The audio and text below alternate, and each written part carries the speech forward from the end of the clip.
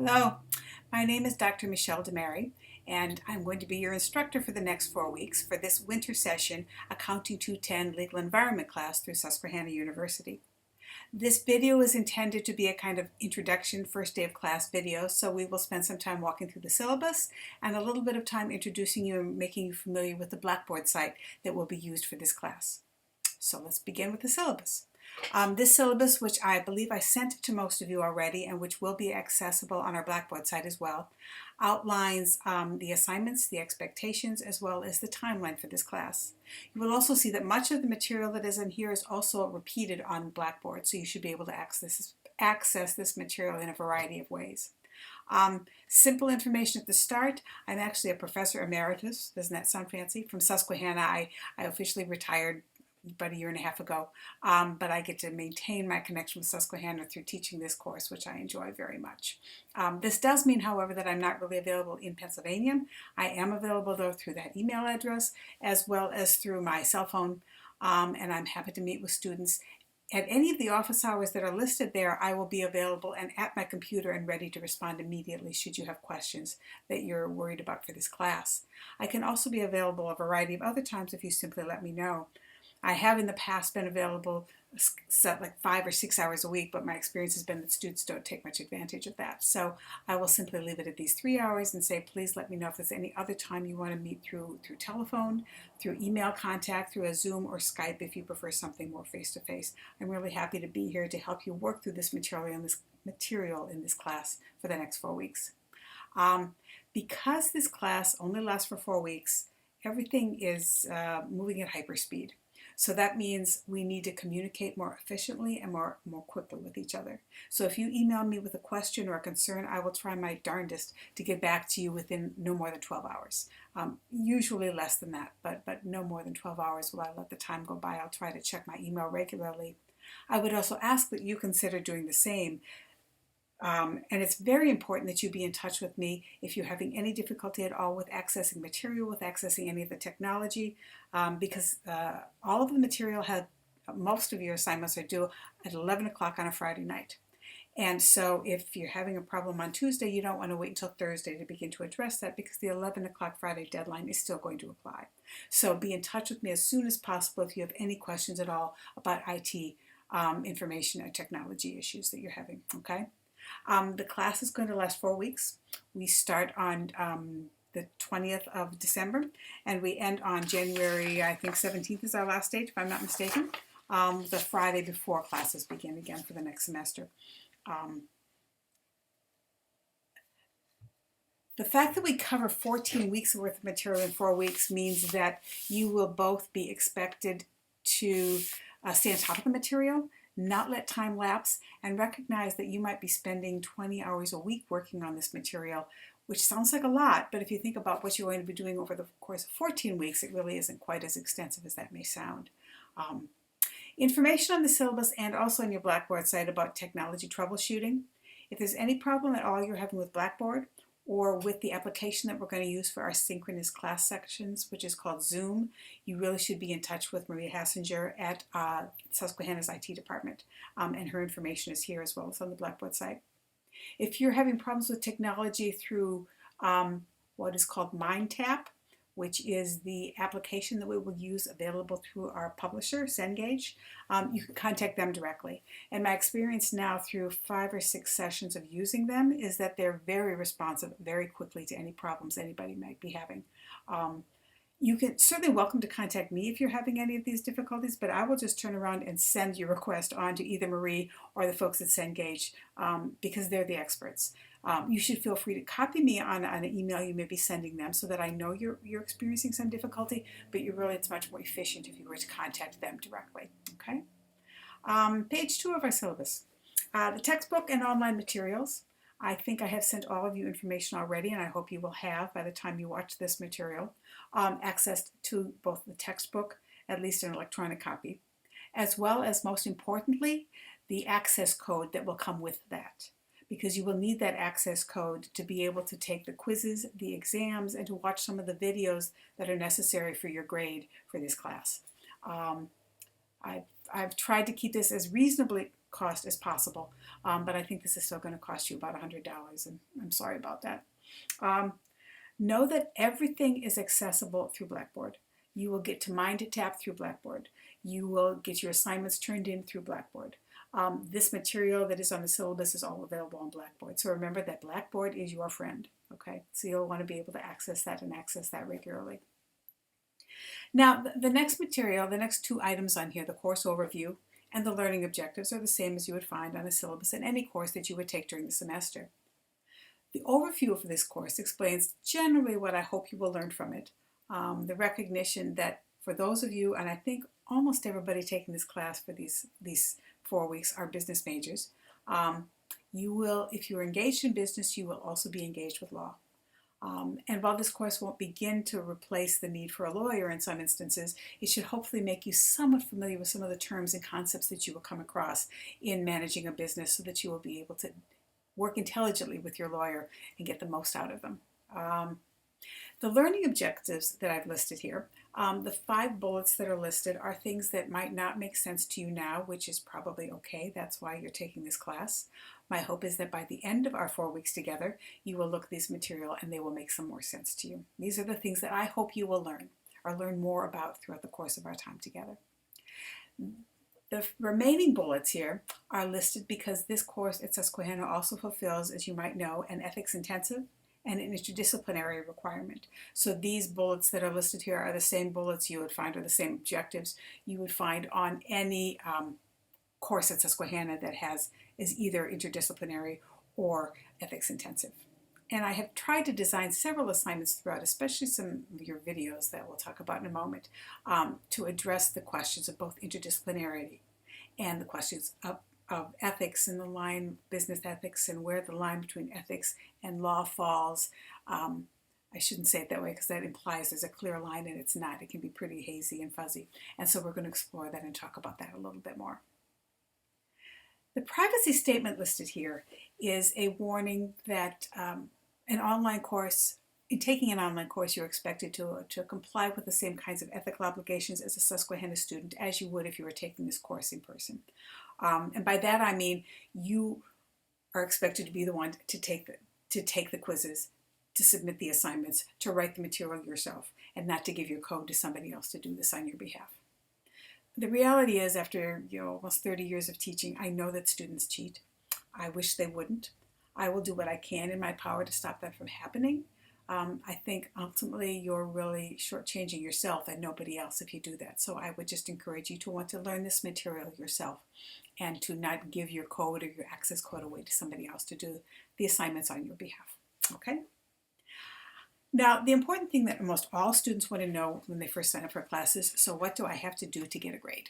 And that's what the next portion of the syllabus tells us. These are the assignments that you will be graded upon. Again, make sure you have your access code because you will need that to be able to access the quizzes and the exams in particular that you will be taking for this class. The other thing to bear in mind is that when you sign into Mind to Tap, which is again the application that you will use available from our publisher, you must enable pop-ups on your computer or you won't be able to access it.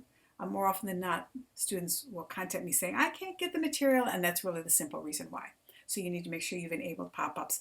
It's also probably best that you access this material on either a laptop or a desktop, and that you do it on at least that you don't do it on a public library, because in most instances you can't enable pop-ups in those. So you should be using a laptop or a desktop to be able to access this material.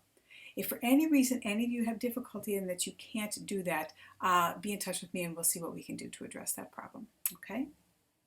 So, the first item that's on here might seem a little bit unusual for an online course, and that is attendance and participation. But I have found it is particularly helpful for us to be able to explore some of the concepts in a little bit more detail by having a conversation once a week. And so I will try to find a time. It'll probably be 2 different times because there's 15 students in this class, and there's probably no one time during the week that we're all available. But a couple of times during the week I will make available for you to be able to sign in and access this class through an application that's called Zoom. The application is very easy to use. I will send you an invitation that appears on your Susquehanna calendar. You respond to the invitation and you can sign in, and it's a program that's like Skype for Business or a variety of others where we can actually see each other and interact through our computer screens. There's no points assigned as in you will get so many points for attendance.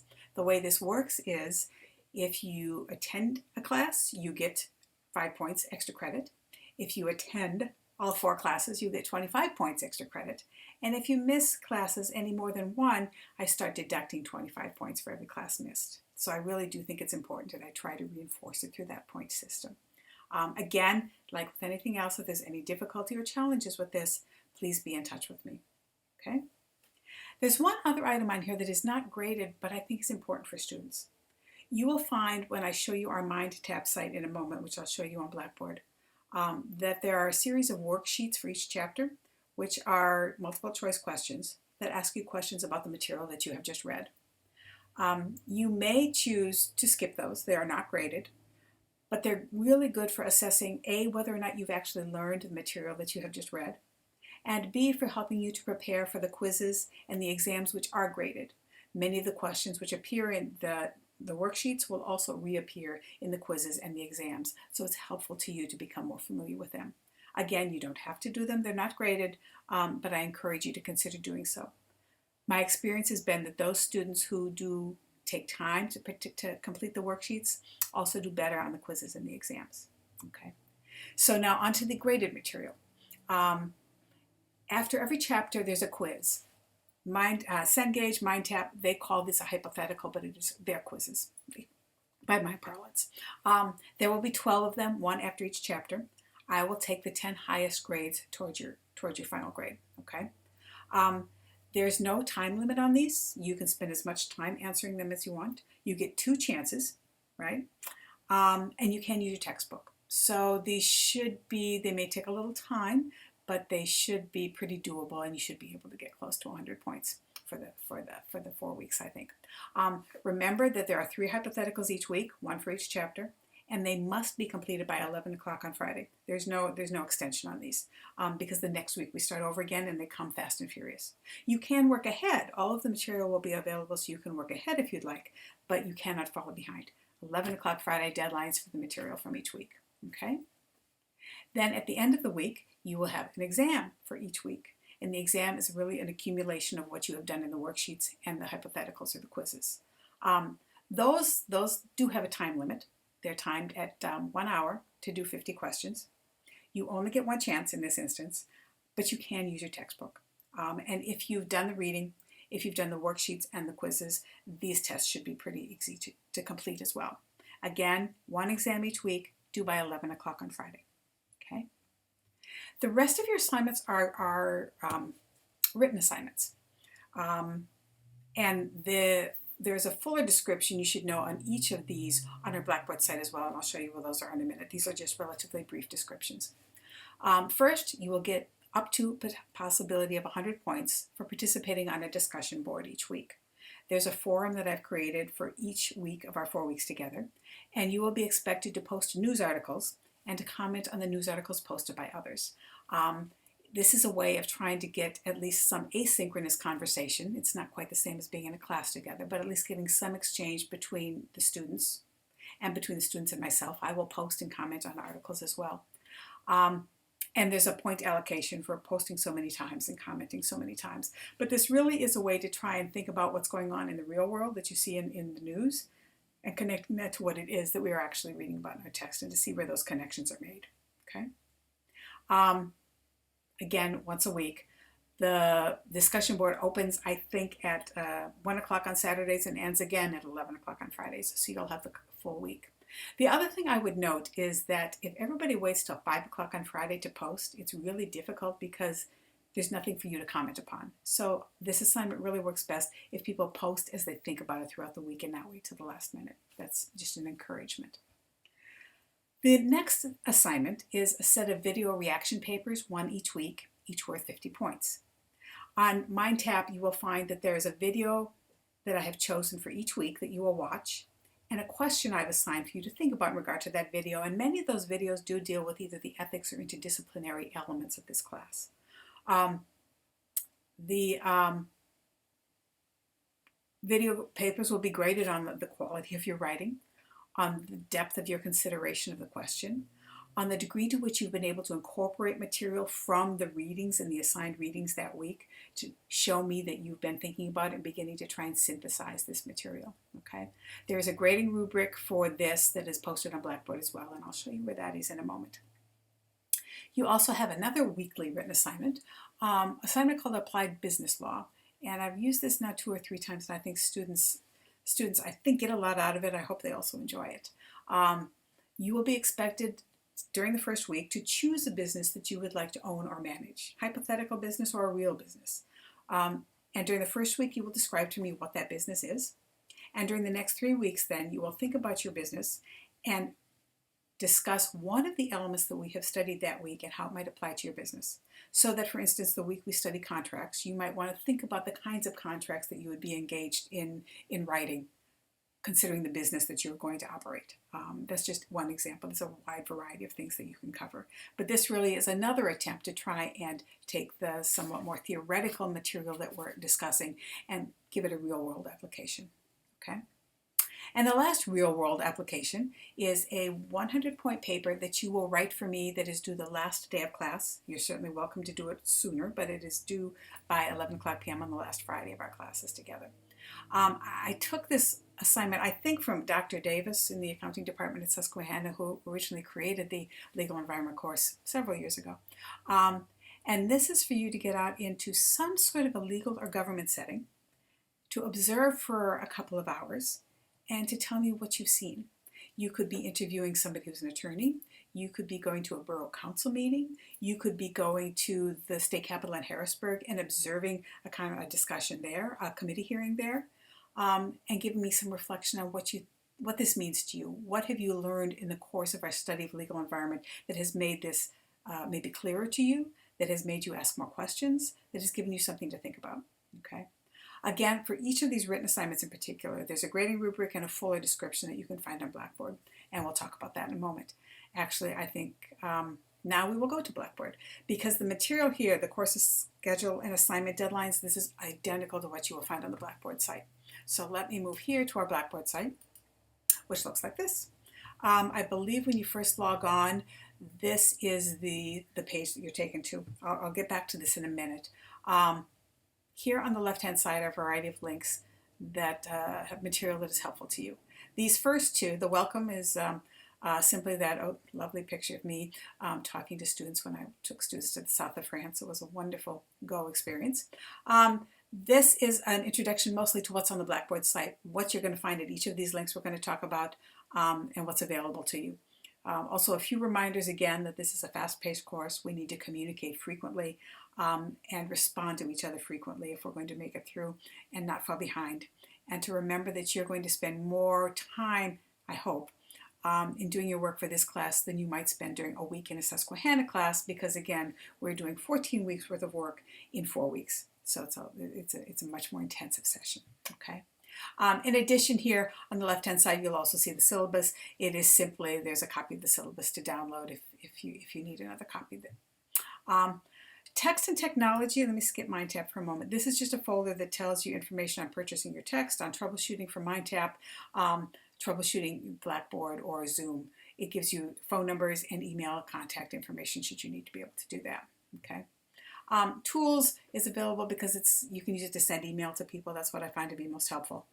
The discussions this is where you will find our discussion forums, one for each week. You can see that it's available after Friday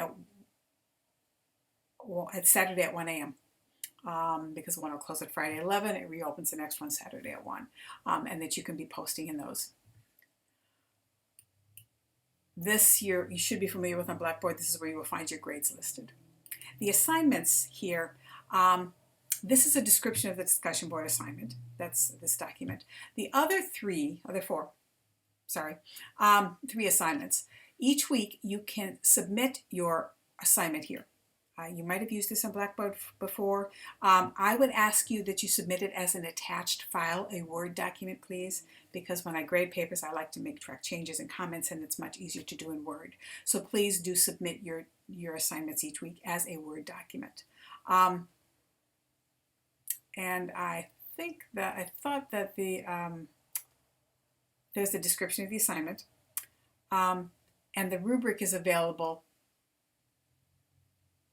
under your grades. So that, for instance, we move down, video response, news discussion, view rubric, apply business law. Oh, I know why. Because there's no rubric for the first week. Sorry, I should remember this. Because it's really just a description of your assignment. A description of the business that you're going to operate. So there's no rubric for that. There's a fuller description, though, if you look at the assignment description. Okay, so let's go back to this, now that I know what I'm doing. Here, for instance, though, for week 2, you will submit, again, your document, and here's the rubric that I will use to grade. It's the same rubric for weeks 2, 3, and 4. And the same then is the same process for your video response for each week, as well as for your field study assignment. Okay, so take some time to make yourself familiar with this. Because here, for each week, you will see that those assignments are listed on here. Anything that is bolded for each week is graded. Anything that says BB means it's available on Blackboard. MT means it's available through MindTap, which you get to through using Blackboard. Okay. This should be pretty straightforward. It's really a checklist for you to make sure you're getting through things. You probably want to do them in the approximate order that they're presented here.